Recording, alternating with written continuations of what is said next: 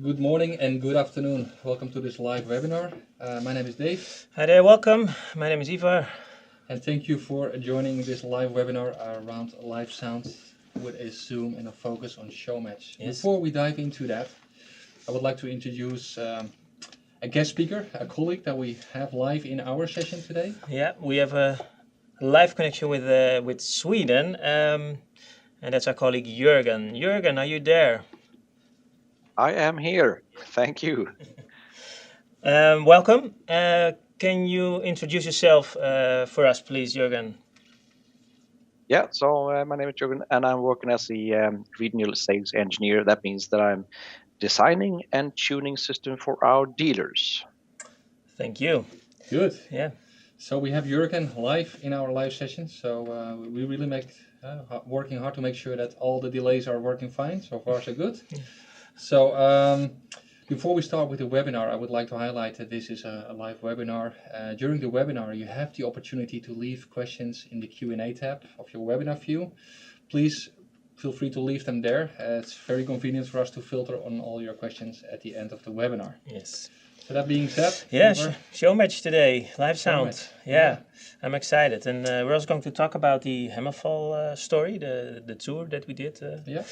So yeah, I think let's do a deep dive into our live sound with our ShowMatch products. Let's get started. Let's get started.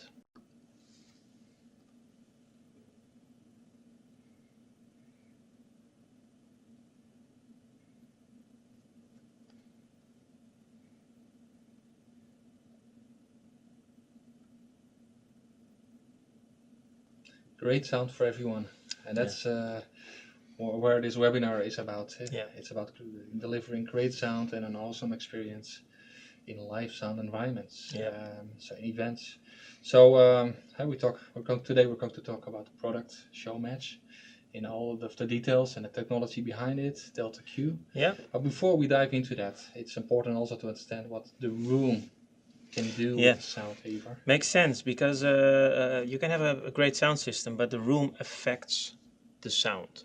And to show you that, we want to talk about that. Well, actually, our colleague Jürgen, that we just introduced, about what's the effect of a room. What can a room have for effect on your sound system? Yeah. So what are the influences of the walls, the material used, the size of the room, projection of your sound system. Yeah. So Jürgen, can you explain us more about this? Well, the first thing that we should do by checking into this one is to kind of get ourselves a reference, and that is by going outdoor. Now, this site is about 35 times 18 meters. That would sit about 900 people. And as we are outdoor, there is no reverberation at all. The graph to the upper right corner, you can see time, from 0 to 2 seconds, and you see the frequency on the x-axis.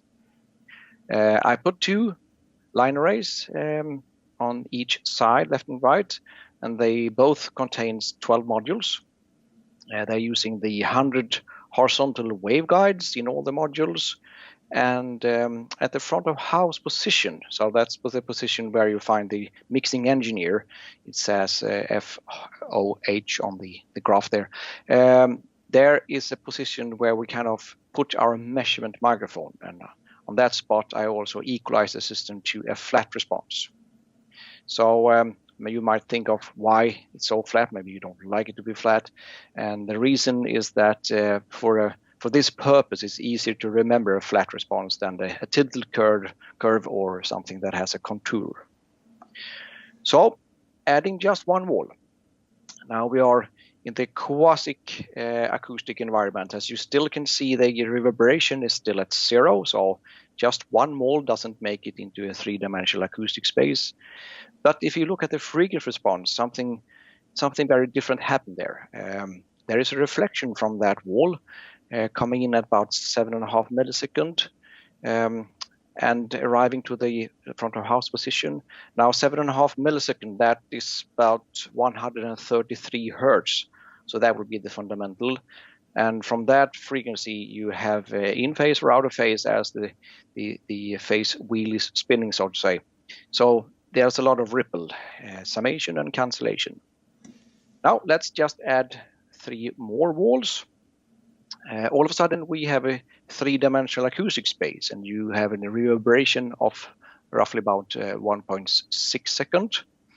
And the frequency graph also change. As we have more walls, we have more reflections, and the ripples just changed to something different.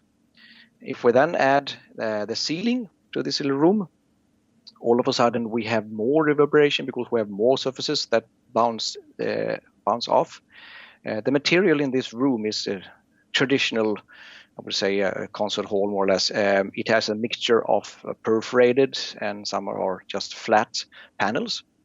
And now we are up at 1.8 seconds in the midbands of reverberation. You can also see that in the frequency graph, you have new ripples, you have a build up in the low frequency, and you have new ripples in the mid. So all in all, if you look at the combination where we started from the outdoor, running the system at flat, the system runs on flat all the way to the totally indoor situation. So I didn't change the EQ, but I just added surfaces and surfaces and surfaces. And you can see one of the big thing that actually happens when you go from outdoor to indoor is that you have such a diffuse field of reflections, so your frequency response is really not what you expected, or at least it's not what you started out with. Thanks, Jürgen, for this detailed overview. It's really interesting to see what walls or what a room does with your sound and the sound quality, and it your affects a story lot. really highlights that. That's super interesting. Yeah. So our products here, our ShowMatch products, they use DELTAQ as the technology in our RoomEdge and ShowMatch products. So could we dive into what DELTAQ technology actually is? I think that's interesting. So let me explain the DELTAQ technology, Dave. So let's check out how DELTAQ works and how we see that in a room. So imagine that we have a room with some audience, and we want to project sound in that room. And in this case, we only highlight for now the back seat, let's say the back seat area. And you see what's happening with a, let's say, traditional line array system or traditional speaker system with the same horizontal control. You see that you also you reach audience, or you reach areas where you don't want to be. You want to, well, actually we want to avoid that. So you see on the left side that we also hit the wall, and then we have some overlap on the right side, and that's basically what our DELTAQ technology can solve. And how does that look like? Well, let's see this room, and what we want to do is we want to, let's say, keep control of the horizontal part, the section, as also the vertical. And as you can see, this is a, now, well, as in the animation, it illustrates that we have, let's say, 3 sources, and those also have a different vertical opening. So this is our mission, to only reach the people that we want to reach and no areas or surfaces around. And this is what DELTAQ technology actually is. And how do we achieve this? With the use of a EMB2S driver, or actually 4, mounted on a CATS manifold. So what's that driver? Well, the EMB2, in this case the S, we talk about ShowMatch. This is an improved version of the RoomEdge driver. We started in the RoomEdge with the EMB2. Our goal was to avoid the vocal range. So we needed to create a driver that can go very low. And this EMB2S driver goes even lower than the RoomEdge driver. It's improved. It can go down to 300 Hertz all the way down. And that's really low. We're not going to use it in our cabinets with up to 300 hertz, but the mission was avoid vocal range. So we do not want to have crossovers in the vocal range. And that's what you see here. So it starts under the 1K and it goes all the way up. So we have a two-way cabinet. And that's a really interesting thing to see, because this is a really small driver.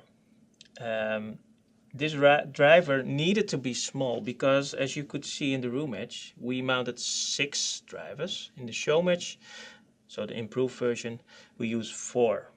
And those 4 drivers are all mounted on our CATS manifold that we're going to highlight in a minute. Right. And they need to work together. They work together, of course, and you can imagine that it's easier to work with 4 than work alone. So, Ivar, is there any, because you would say for ShowMatch, you also need 6. So why? How do we solve that? Yeah. And well, what is the difference between the S10 and the normal? Yeah, good point. Well, in the ShowMatch cabinets needed to be portable, so it needs to be lightweighted, small form factor, let's say.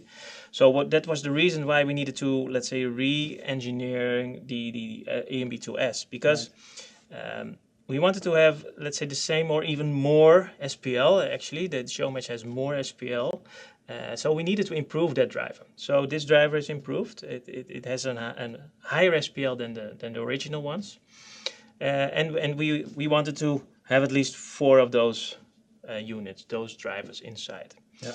So those 4 are really those have a small form factor. It's only 60 millimeters. So because it needs to be small because it needs to fit in the cabinet. If you see how low it can go, I think it's amazing for that small. Yes, exactly. Small driver size.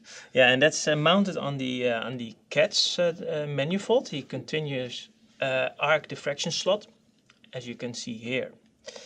And here you see that 4 drivers are mounted, and they are coming out of the, let's say, the cabinet with equal spacing, perfectly aligned with each other. So no unwanted phase behavior. Everything needs to be perfectly aligned to get the best result in tonal balance. So that's how we work with the EMB2 on the CATS. And if you see how that works out in the line array of ShowMatch, check the vertical modules, and then you see that 3, in this case 5 degrees, we have multiple vertical angles, 3 5 degrees modules, CATS manifolds connected to each other, can handle 15 degrees, but in this case we mounted a 5, a 10 and a 20 degrees. So with that same, let's say, 3 pieces of boxes, we can create 15 degrees, or in this case 35 degrees. So we are, let's say, scalable as well. We can create any configuration that we want. Yeah, so we're pretty flexible. We're flexible. Depending on the requirements for the room or for your show. Yes. You can really adjust the vertical opening.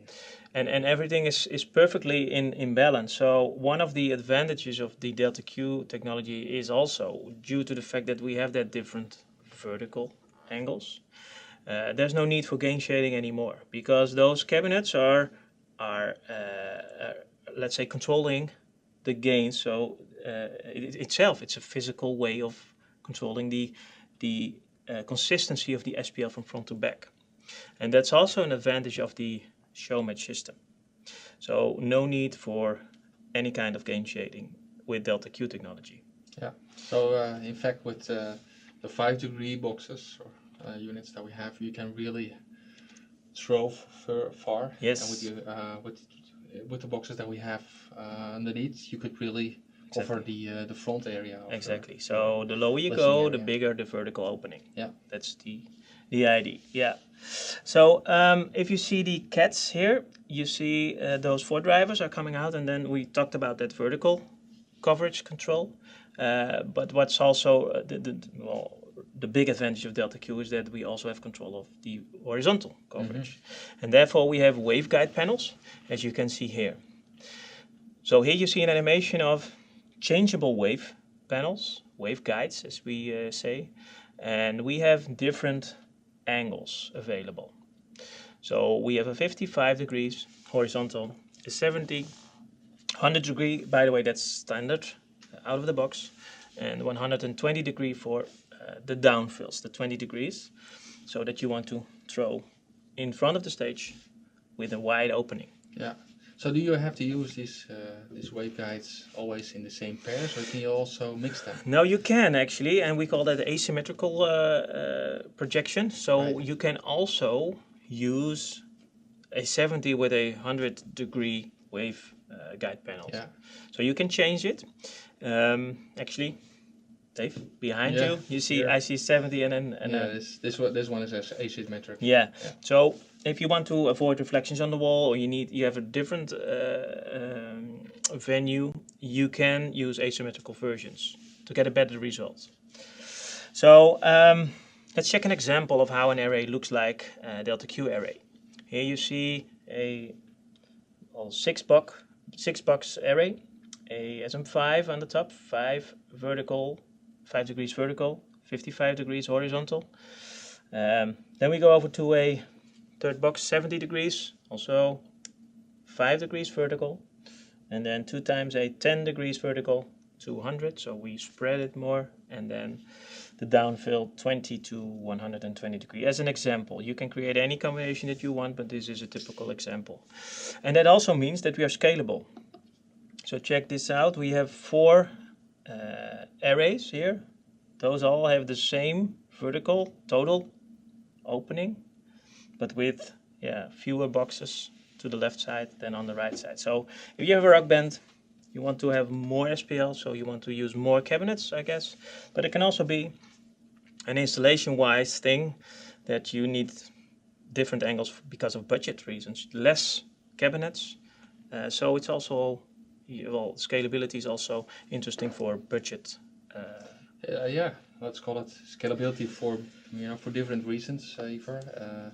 Depending on your situation, the budget, and also the kind of experience you need to bring to the performance of the use case. Exactly. So, and that's really cool to see that with even a large cluster, you can also use a smaller cluster in different venues. Exactly. And situations. Yeah, and that's really the advantage of the use of DELTAQ products. So now we know that DELTAQ, how it works, how we use it. I think it's interesting to see how we can use it in our design. So I think it's good to switch over to Jürgen. Jürgen, can you explain more about designing with the DELTAQ system? Sure. Let's use the same room model again. But this time we're going to turn one of the side off, and as you can see, house right is only on. And we're using 100 waveguides in all the modules, so this is a kind of a standard touring system. And as you can see on the wall, there's about 3 dB louder on the wall compared to the ceilings. Now, in order to see the ceilings and the coverage, we're going to actually offset that 3 dB a little bit. And you can see on the scale that the red color starts at -3, so that's my offset. Now in this picture you can also see that the horizontal coverage is really wide. I mean, right side is covering all the way to the left, and that is actually a little bit too wide. So what we're going to change is going over to what we call the DELTAQ approach.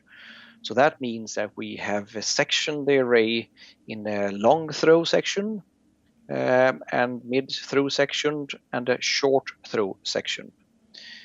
What happens when you do that is that you improve the throw distance. Now you can see that we don't need to offset anymore. We have equal level on the wall as to the ceilings, and we are about at the front of house position where we were about -3 dB before. Now we are at roughly about 0, so 3 dB more throw. And we also have reduced the wall reflections. The next thing I want to talk about is the difference in wall reflections. And we are going to investigate the first order of reflection, which is coming from the speaker, bouncing in the wall, and bouncing off that one into the front of house position. and the time it takes for that arrival is about 7.5 milliseconds. So let's compare the DELTAQ approach to the standard 100 horizontal waveguides. To do this a little bit easier, I have normalized all the levels from that reflection from the 100 degrees horizontal array to 0, and that's the red line. So the red line represents the level of all those reflections in all those frequencies you can see on the screen. And the gray curve is the same array, except that we changed the waveguides to what we call the DELTAQ, so going from 55 degrees to 70 degrees to 100 degrees in the bottom of the array. And as you can see on this graph, the level of the reflection can be reduced up to 6 dB or 5.9 if you have to be really picky there.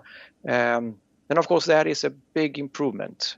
When you listen to this, you're going to hear that the clarity, the vocal clarity, will improve a lot.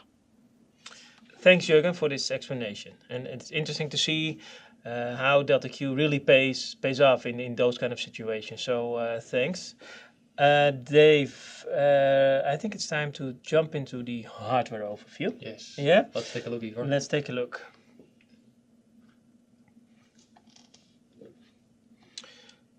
Yes, so the ShowMatch hardware overview, here you see the modules that we have. So from SM5, SM10, SM20, so respectively the 5, 10 and 20 degrees of vertical coverage. Yeah, out of the box, the modules come with a 100 degree horizontal coverage waveguides. And of course there are also the other ones, the 55, the 70, the 100 and 120 degrees waveguides. Yes. The SM5 out of the box comes with the 100, but you can use the 55 in the SM5, the 5 degrees vertical, with the 55 horizontal, right, of hard throw. And for the downfill we have the SM20 with a additional 120 degree waveguide kit available. Yes. So then the rigging modules. So you see the full array frames, and you see the T-bar array frame. So basically the full frame supports the whole stack, including subs. Yeah, and the T-bar, you can fly the modules, but not the subs. Yeah, exactly. Then you have the multi-point adapter for multiple rigging points and a precise rigging for your array. Yeah. The crown stack bracket kit is really to build up your stack for on-stage configurations. Yeah, this is a quite small bracket because we don't need an additional bracket in between. If you just want a quick ground stack with some modules on top, you can easily use this ground stack kit bracket. You just mount it on your sub, really easy, and then you within seconds, 2 minutes, then you have your ground stack. So really easy to do with the ground stack kit. Nice.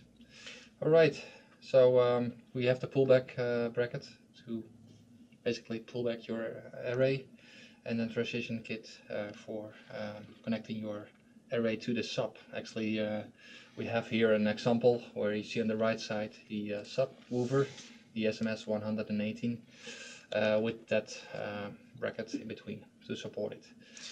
If you go to the Cardiot configuration, we have brackets there to fly that. Interesting aspect to mention is that on the front we have also a speaker connector, Ivar. Yeah. So if you're in the left configuration, you can just use one side to connect your subs. Yes, exactly. So let's take a look at the ShowMatch cards. Different cards, whether it's for your downfill or multiple modules like 4 times an SM5. To transport your array frames, we have different solutions to transport your equipment. Exactly. So in this case, you see a downfill card, so easy to use for. Typically, you use for the downfills a 10, 20 degrees on the bottom, and this is a card that you can just use for downfills only. Yeah, exactly. So here you see the ShowMatch sub dolly and the covers that come with it. So whether it's single sub, dual sub dollies, and nice covers to protect and your equipment. Your subs. Yes. Yeah. So these what we call the ShowMatch touring racks. It's the amp racks to transport your amp racks. It's a PowerSoft amp. Yeah, we use PowerSoft X series for amplification. Yes, and these are the amp racks. Yeah. So then the ShowMatch subwoofer. Let's talk about that a little bit. Just kind of highlighted that we have this front connector. It's a ShowMatch 18-inch subwoofer. Yep. Comes. That's what the name says. SMS ShowMatch sub 1 time a 18-inch woofer. Yep. Maybe. Some specifications here. I just see this, and maybe it's good to mention that, of course, these are the interesting numbers, let's say, and you see, let's say, 2 types of specs, and on the in the middle you see the Bose specs, and on the right side the industry well-known AES specs. So what's the big difference? We do our testing. I have to say our testing procedure is a little bit different, because the standard testing of the AES is a 2 hours full power test, and we as Bose we measure all our speakers a 500-hour test. So that's why you see a slight difference, and that's due to the fact that we have a longer testing measurement cycle. So that's the reason why you see 2 specs. And also for the sub. So if you want to know more about specs, of course you can reach out to us or check the website. So I think that's it for now for the hardware overview, Dave. Thanks. Yeah. And I think now it's also interesting to see a case study, a use case. So let's jump back into the story. Well, the story, Jürgen, actually, I have to say, the story of HAMMERFALL. It's already announced in the comments on the website. We're going to check out how that tour went. So, Jürgen, can you explain us or show us more about the HAMMERFALL tour? Sure. HAMMERFALL is a heavy metal band from Sweden that managed to perform about 27 gigs throughout Europe until the COVID-19 kind of stopped the whole show there. And one of the sites that we're going to use here is the MPH Arena in Ludwigsburg in Germany. And here we used the system contained of left and right. We used 15 modules on each side. The outfills were using 9 modules. And if you look carefully on this picture here, you can see on the stage there's 6 front fills and 18 subs in the front of the stage in a broadside array. And if you look really carefully, you can also see on the stage there is 2 stage filled, 2 ground stacks. And all this was powered by 8 amplifiers. And here you see a nice picture of the front of house engineer, Michael, and the systech, that was Franz Ebbesson, who is responsible for the design work and the tuning of the system for the entire tour. Now let's switch over to Focus. That's the software that we use to design the system. And the first big thing we're going to look at is stage left. So I turn off everything else and just looking at stage left. And I selected 6.3 kilohertz, as that is a really useful octave to obtain the function of the DELTAQ approach.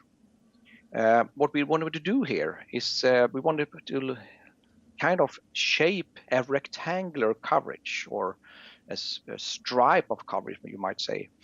It's so much easier when you have like rectangles to work with when you're putting in delays or outfills compared to for example, if you would use 100 panels in all the array, then you would have a triangular coverage shape or a fan shape coverage. And when having that, the speaker will overlap in different. If you go all the way back, there's a lot of overlap due to the 2 triangles, and you walk to the front of the stage, there's less overlap. Same thing when you're adding outfills. If they are kind of the coverage is triangles, is really difficult to work with that. So one good thing with the DELTAQ is these rectangular coverage shapes. So let's turn on the other side, so stage right and left, and you can see it's still a big block or a rectangular shape in the 6300 hertz area. So let's move on to the outfills. These are the 9 module arrays, and they do covering all the way back, but it is a rectangular shape, and it's just covering the upper seats or the side seats, I would say. Combine the whole thing, you can see, or it's a little overlap, but it's still a nice coverage throughout the room, even at this octave.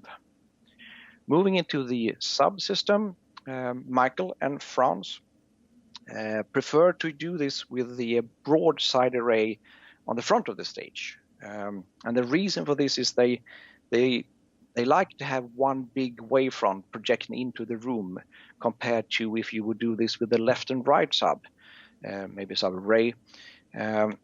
Because if you have left and right, so that probably sound better in the room, but then you're more or less changing the hairstyle of the people who are standing in front of them, because there's a lot of, think of the hard rock when the double kick starts beating in this type of music, and you have 18 subs on each side, and each of those cones have an excursion about 6 centimeter, powered by, what would that be, 92 kilowatt. So that's a lot of power for just a few people in the front row. So that's why they did the broadside. So let's look at the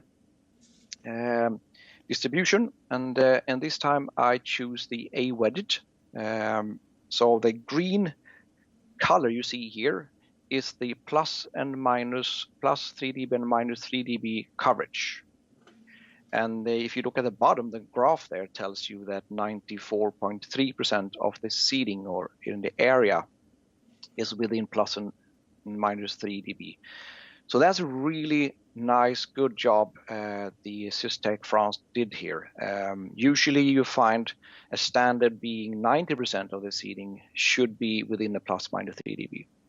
The other colors here, they're like the blue one, that is below minus 3 dB. If you find the orange or the red colors here, that is above plus 3 dB. Okay, let's move on to the SPL. I'm still using the A-wedged broadband pink noise. And as you can see in the bottom graph, it starts at 110 and slopes until at the last end at 46 meters at 105. Although the real number that you can measure is 6 dB louder. And the reason for that is that the way the file in ease is made is coming from our speaker power handling measurements, which is we actually have a concrete bunker that we put the speakers in, and we put pink noise and crank up the volume until they hardly break, and we keep that test for 500 hours. That is 21 days, and we squeeze down the pink noise into a 6 dB crest factor in order to heat up the speaker as much as possible. So if the speaker fails after 499 hours, we just reset with a little bit less power and redo the test until we have a full duration of 500 hours. Now that power handling is then used to calculate from the sensitivity to get your max SPL. That's why the max SPL in the EASE or at Modeler or in the tech data sheet only have 6 dB difference between the RMS and the peak. So as you can measure a 6 dB in real world, you need to understand and remember that this number here in EASE, if you want to have the peak, you add 6 dB. If you want to have the LEQ or the slow reading on your SPL meter, you need to subtract 6 dB. So EASE is showing something just in the middle. Okay, let's move on to the frequency response. This is how it looks like. It has a tilt up to 1K, and it has a contour in the low frequency, and that's about 15 dB extra of bottom. There's also a little peak, I would say, in the 10 to 12 there, and that is due to the humidity. At this stage, it is a 60% humidity, 20 degrees. And of course, it goes down to 40, that would even out that little bump, or if it goes up to 80, it would be even higher bump. So this is just in simulation. The real world would probably have another humidity, that's for sure. Moving on to the software that is used to control this system. This is Harmonia from PowerSoft, and to the left you can see there are 4 racks, the 2 racks that we use, and each of them have 2 X8s. And in the middle, you can see all these speakers, and the system is really nice. It monitors the headroom of every component in here. You can see the temperature, the health of the power, and so on. So that is Harmonia, that is used to control the system. Now the last thing that I want to talk about is some quotes. We start with Franz, and it's a lot of text there, but he's saying that he thinks that speakers are small compared to the power, and I think he's saying that and the result of that is because we are using the 5 degrees vertical and also the 55 and 70 degrees horizontal, and that is features you often find in bigger or even large scale line array modules. But we took those features and we put them into this kind of compact class line array. And so looking at the size of the speaker and what's coming out of it, this could be a surprise. At least it was a surprise to Franz.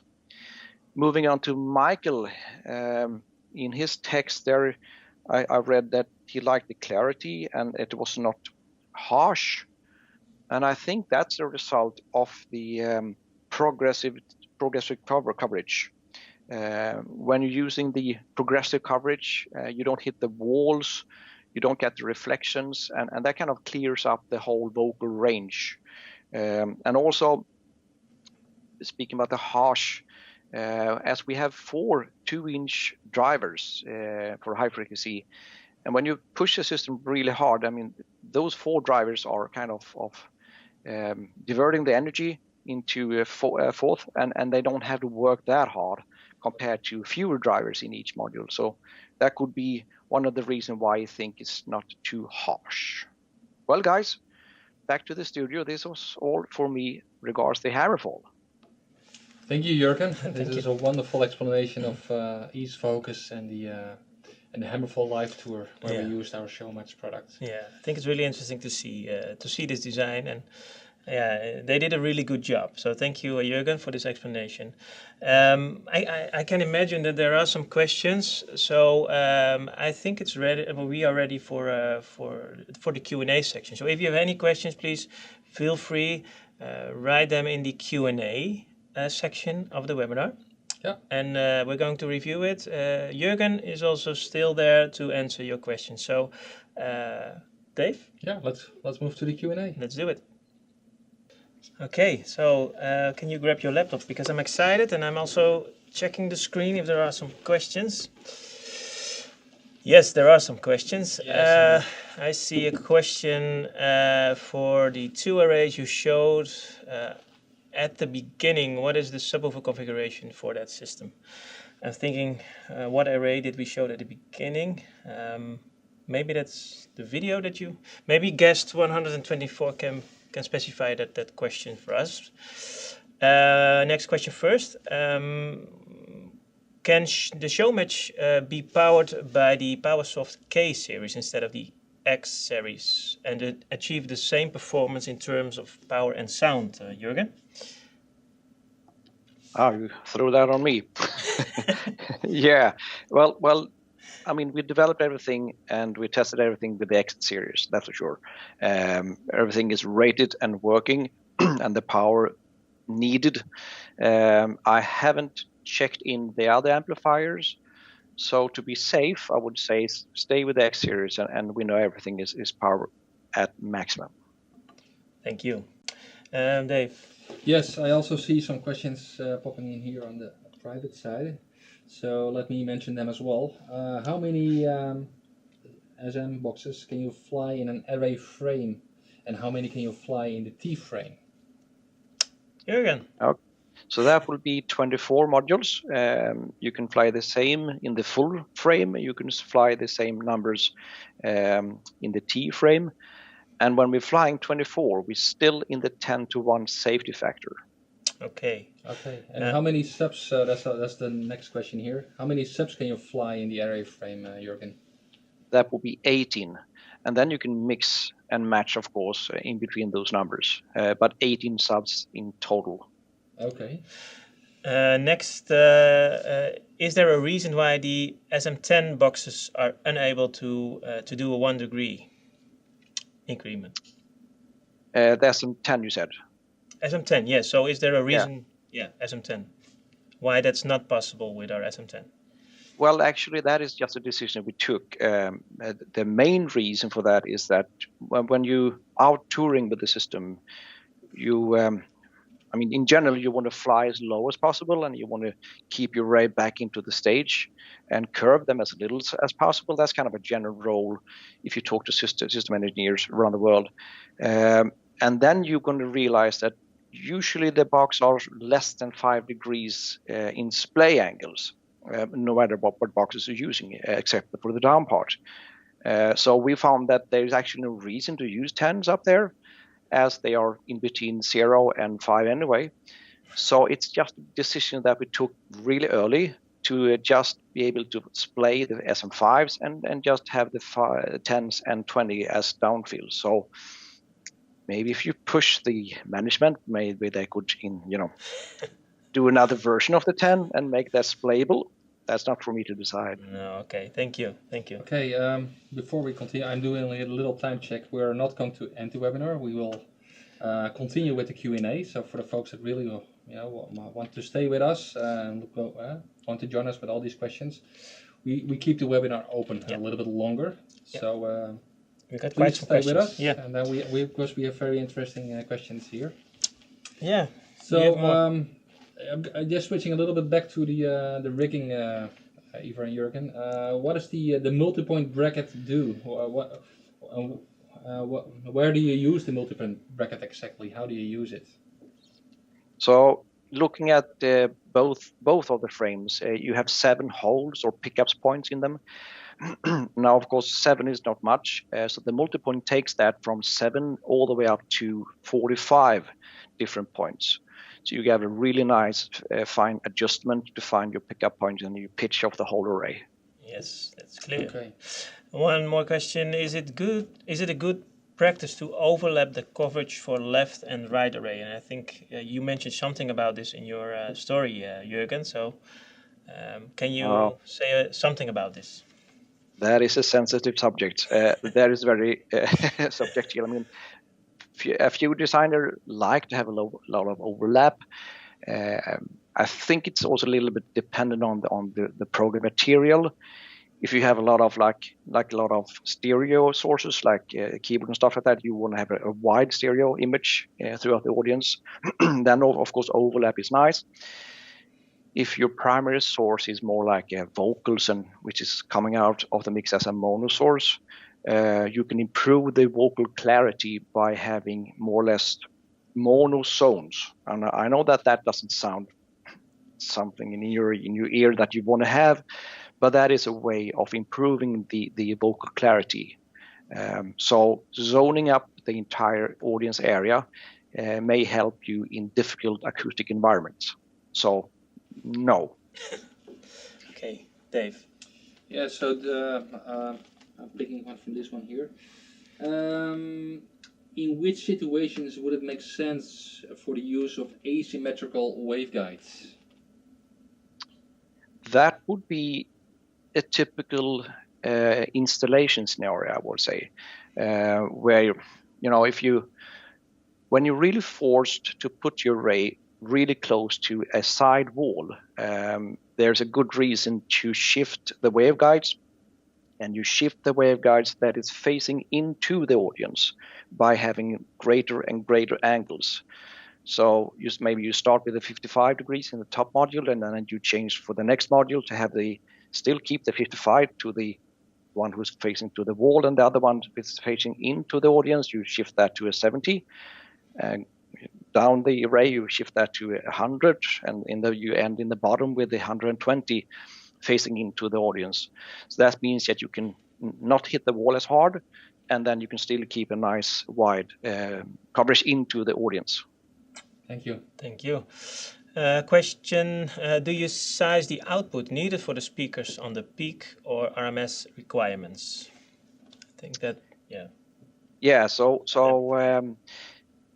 we do spend some time on the limiters. We have a peak limiter. The peak limiter is there to protect the cone excursion, so they, just move too much, so to keep them safe in the movements. There is an RMS limiter, and that is more or less keeping the driver from not burning up. So that is to control the heat. So we have two. Actually, there is a third one as well, but let's stay out of that one. But those two, they are keeping the system running. And of course, you always start with the peak, and then you find both of the voltage for the both sets. Okay. Okay, I see here a question related to the HAMMERFALL gig. So you showed an X4 in the amp rack, but you used the X8 in the design in the HAMMERFALL. For the HAMMERFALL. Also, he noticed that. Yeah. Well, yeah. So we have two generations of amp rack. We started up using two X8s as was in the picture, and it was on tour with HAMMERFALL, but then we changed to 3X4. But Harmonia and the presets and everything is the same, and you can combine it to two racks, so it doesn't really matter which one you have in stock, or you can have both. Yes. Next question first. What subwoofer array configurations are you using for the SMS 118? Well, In the HAMMERFALL, I guess the question is related to, or? I think so. Yes. Yeah, so he put up a broadside, and he also steered it, so he curved it by delay. That's what's used in the HAMMERFALL.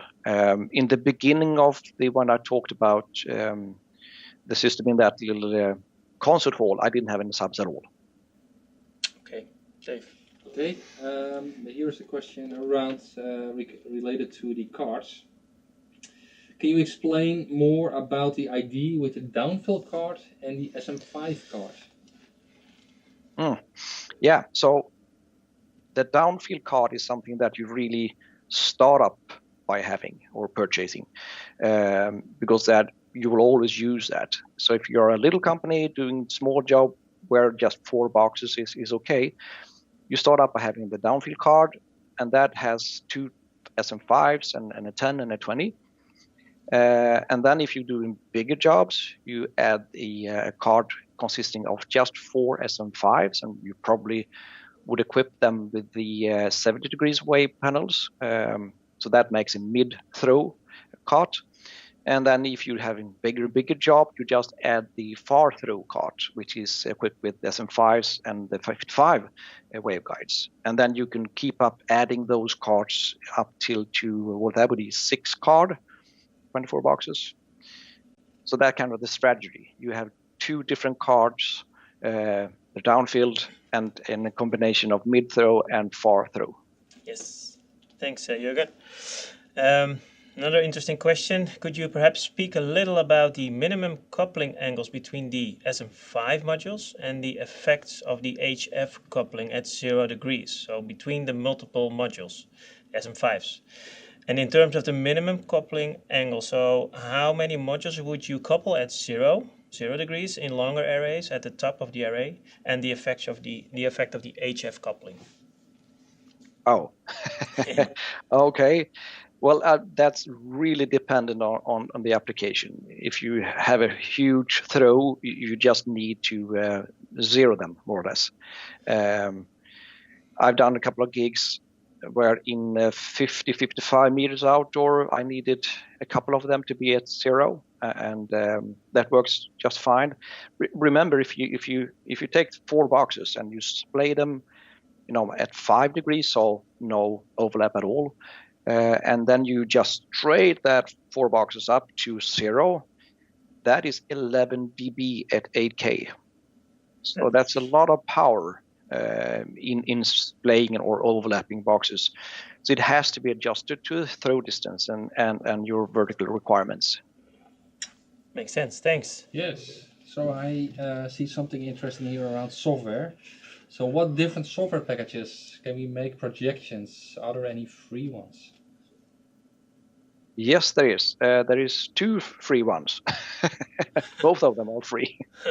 The first one is doing just direct field calculations, and that is Ease Focus, which is a very nice software for quick and the auto display functions that they have developed there is working really great. You can there's a good starting point. You can improve it by doing it manually, but that is for quick, probably touring purposes. If you want to really calculate the total SPL, including the diffuse field, or speech intelligibility, or even if you want to listen to the sound system within a room that doesn't even exist, that doesn't even built yet, there is another software called Modeler, which you connect in a playback unit, so you can do oralization. So both of them are actually free. Thank you. Thanks, Jürgen. There's another question about amplifiers, Jürgen, and this is about Labgruppen, I think. If we can use it, you already answered the question about the K-series, so I think this is in the same line, or? Yeah. We want to keep, I mean, if you're touring in or renting a system in Italy or Mexico, you know, it should sound the same. So we kept it to our own amplifier, which is the Power Match series, and we also supply presets for X series from PowerSoft. That's the only two amplifiers that are kind of guaranteed it will sound like we want it. Yeah, and our amp racks come with the three-phase connector, right? Connection. Yeah, so the X series are three-phase powered. Do we have more, Dave? Yes, I think we're almost there. We're almost there. I see, are these speakers controlled through RS485? No. These are not active ones. No. I think that's no. Or, No, so the speakers are passive. Yes. The amplifiers within the rack. Okay. So I think with that we covered the questions. In case you have a question popping up right after this session, or maybe tomorrow or later this week, feel free to connect with us, with Bose, or with your sales person. Of course, we are happy to answer any burning questions that you might have. So we are still here to help you there. An important note to make is that I would like to mention in the webinar view you see a handout section. That's actually where you can download a nice brochure where we have more information of this webinar and more information about Bose and useful and nice links that are there. At the end of the webinar, we will also automatically redirect your webinar window to a Bose website where you can register yourself if you want more information about cool events, news about ShowMatch, demonstrations. So it's really, we don't spam people with that. It's really, if we think this is useful information for our audience, we will send it out. So feel free to go there and register if you like. Yeah, from my side or from our side, thank you, Jürgen, as well for your explanations today. Yeah. And I think we're there for today. Thank you. And then I want to say stay safe, please, and I hope to see you in one of the next upcoming webinars. Thank you. Goodbye. Goodbye.